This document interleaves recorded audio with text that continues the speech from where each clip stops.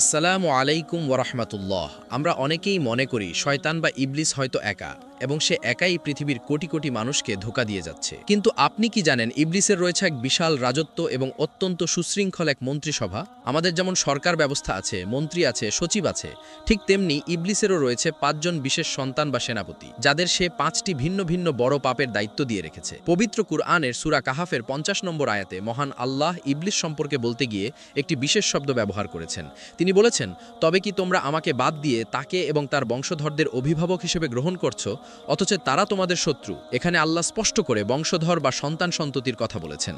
ইমাম মুজাহিদ রহমাহুল্লাহ বলেন, আল্লাহ তাআলা ইবলিসের ডান উরুতে পুরুষাঙ্গ এবং বাম উরুতে স্ত্রীলিঙ্গ সৃষ্টি করেছেন।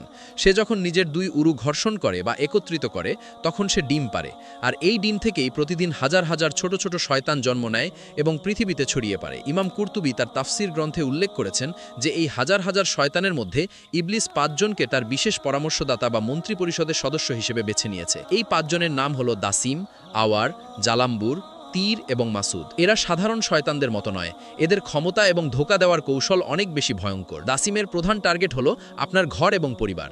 তার কাজ হলো মানুষকে তার পরিবারের কাছে খারাপ প্রমাণ করা এবং ঘরের শান্তি নষ্ট করা। আপনি যখন বাইরে থেকে ঘরে প্রবেশ করেন তখন যদি সালাম না দেন বা বিসমিল্লাহ না বলেন, তখনই দাসিম আপনার সাথে ঘরে ঢুকে পড়ে। এরপর সে স্বামী স্ত্রীর মেজাজ খিটখিটে করে দেয় এবং সামান্য কারণে ঝগড়া ও সন্দেহের বীজ বপন করে সুখের সংসারকে জাহান্নামে পরিণত করে। আওয়ার হলো অশ্লীলতা এবং ব্যভিচারের মন্ত্রী। তার কাজ হলো জিনা বা ব্যভিচারকে মানুষের চোখে সুন্দর করে উপস্থাপন করা। যখন কোনো নারী বেপর্দা হয়ে ঘর থেকে বের হয় তখন এই আওয়ার শয়তান পুরুষদের দৃষ্টিকে সেই নারীর দিকে আকর্ষণ করে। বর্তমানে পর্নোগ্রাফি, ধর্ষণ এবং পরকীয়ার যে মহামারী চলছে তা মূলত এই আওয়ার শয়তানেরই চক্রান্ত। জালাম্বুর হলো বাজারের ফিতনা সৃষ্টিকারী। তার রাজত্ব হলো হাট বাজার এবং শপিং মলগুলোতে।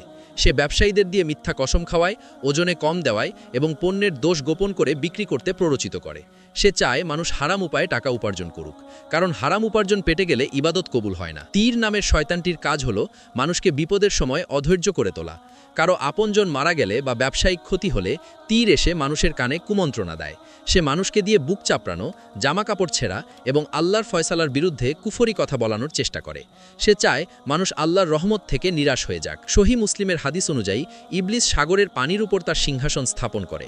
দিন শেষে সব শয়তান তাদের রিপোর্ট নিয়ে ফিরে আসে। কেউ যখন বলে সে চুরি করিয়েছে বা মিথ্যা বলিয়েছে, ইবলিস খুশি হয় না। কিন্তু যখন কোনো শয়তান এসে বলে সে স্বামী স্ত্রীর মধ্যে তালাক বা বিচ্ছেদ ঘটিয়েছে, এই কথা শুনে ইবলিস তাকে বুকে জড়িয়ে ধরে বলে, হ্যাঁ, তুমি আসল কাজ করেছো। ইবলিস জানে একটি পরিবার ভেঙে গেলে তার প্রভাব সুদূর প্রসারী হয়। এটি ২টি পরিবারকে শত্রুতে পরিণত করে এবং সন্তানদের ভবিষ্যৎ অন্ধকার করে দেয়। ভাঙা পরিবারের সন্তানরা সঠিক শিক্ষা না পেয়ে অপরাধ বা মাদকের দিকে ঝুঁকে পড়ে। সমাজকে পচিয়ে ফেলার জন্য ইবলিসের সবচেয়ে কার্যকর অস্ত্র হলো পরিবার ধ্বংস করা। আল্লাহ শয়তানের চেয়েও শক্তিশালী অস্ত্র আমাদের দিয়েছেন। ঘরে ঢোকার সময় সালাম ও বিসমিল্লাহ বলা, খাবার সময় আল্লাহর নাম নেওয়া, দৃষ্টি নিচু রাখা এবং বিপদের সময় ইন্নালিল্লাহ পাঠ করা। যে ঘরে নিয়মিত সূরা বাকারা তিলাওয়াত করা হয় এবং আয়াতুল কুরসি পাঠ করা হয়, সেখান থেকে শয়তান পালিয়ে যায়। আমাদের ঈমান ও সচেতনতাই পালে শয়তানের এই সাম্রাজ্য ধূলিসাৎ করে দিতে। প্রিয় দর্শক, ইবলিসের এই ৫ সেনাপতি দাসিম, আওয়ার, জালাম্বুর, তীর এবং মাসুদ প্রতিনিয়ত আমাদের চারপাশে অদৃশ্যভাবে কাজ করে যাচ্ছে। এরা আমাদের শত্রু, কিন্তু দুর্বল শত্রু। আল্লাহ কুরআনে বলেছেন, নিশ্চয়ই শয়তানের চক্রান্ত দুর্বল। আমাদের ঈমান, আমল এবং সচেতনতাই পারে তাদের সাজানো সাম্রাজ্যকে ধূলিসাৎ করে দিতে। আজকের এই ভিডিওটি যদি আপনার চোখ খুলে দিয়ে থাকে তবে এটি শেয়ার করে অন্যদেরও সতর্ক করুন। হয়তো আপনার একটি শেয়ারের কারণে কোনো একটি পরিবার দাসিমের হাত থেকে রক্ষা পাবে বা কোনো যুবক আওয়ারের ফিতনা থেকে ফিরে আসবে। শয়তানের এই গোপন জগৎ নিয়ে আপনাদের কোনো প্রশ্ন বা মতামত থাকলে কমেন্টে আমাদের জানান। এমন আরও রহস্যময় এবং ইসলামিক ইতিহাসের অজানা তথ্য পেতে আমাদের চ্যানেলটি সাবস্ক্রাইব করে বেল আইকনটি অন করে রাখুন। দেখা হবে আগামী ভিডিওতে নতুন কোনো বিষয়ের সাথে। ততক্ষণ পর্যন্ত সবাই ভালো থাকুন, সুস্থ থাকুন এবং শয়তানের ধোঁকা থেকে আল্লাহর কাছে পানাহ চান। আসসালামু আলাইকুম ওয়া রাহমাতুল্লাহি ওয়া বারাকাতুহু।